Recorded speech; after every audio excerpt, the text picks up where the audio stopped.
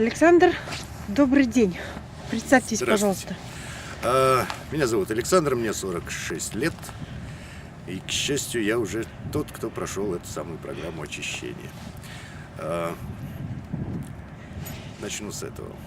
Является ли это рекламным роликом? Конечно же, да. Только разница в том, что я неоплачиваемый актер, который взят для того, чтобы рекламировать продукт, а я человек, который прошел программу очищения в свое время.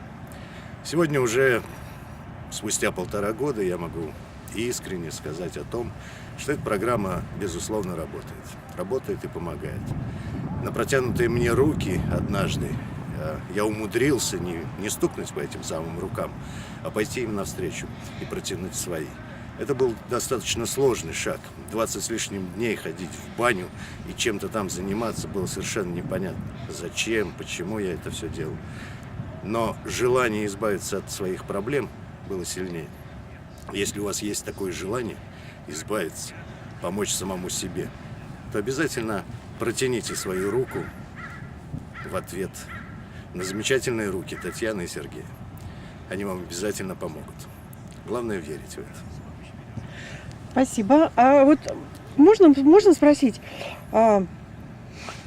более конкретно, какая была проблема в твоей жизни? Почему? Что заставило тебя обратиться за помощью? В моей жизни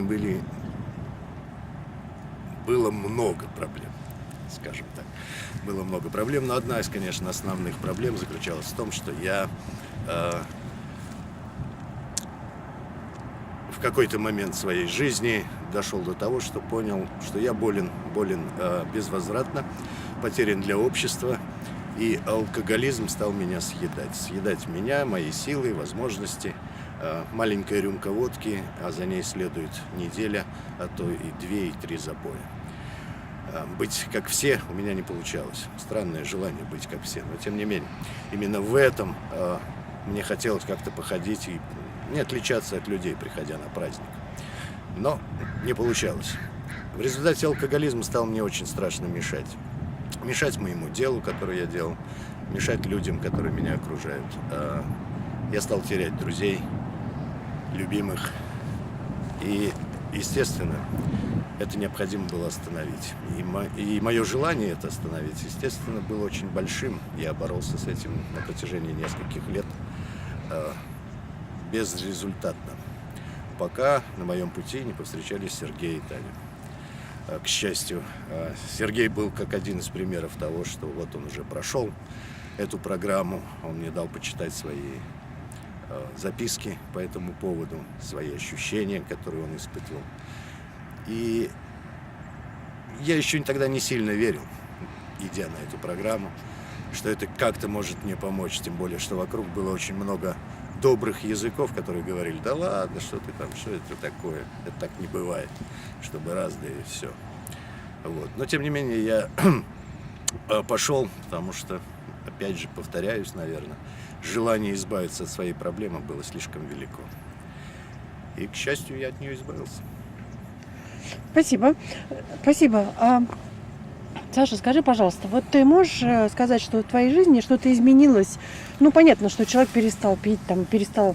Кстати, за эти 1,5 года у тебя никогда не возникало снова желания принять на грудь? Нет, желания принять на грудь у меня не возникало. Даже однажды мне приснился сон, в котором вдруг кто-то мне предлагает выпить. Я еще спрашиваю, это спиртное? Мне говорят, да нет, что-то это сок. Я беру этот сок в рот и чувствую, что это коньяк. И я с ужасом выплевываю этот коньяк. Вот. Когда мне приснился этот сон, и я с ужасом, так сказать, выплюнул этот коньяк наружу, я понял, что все, наверное, с алкоголизмом покончено. Я так думаю.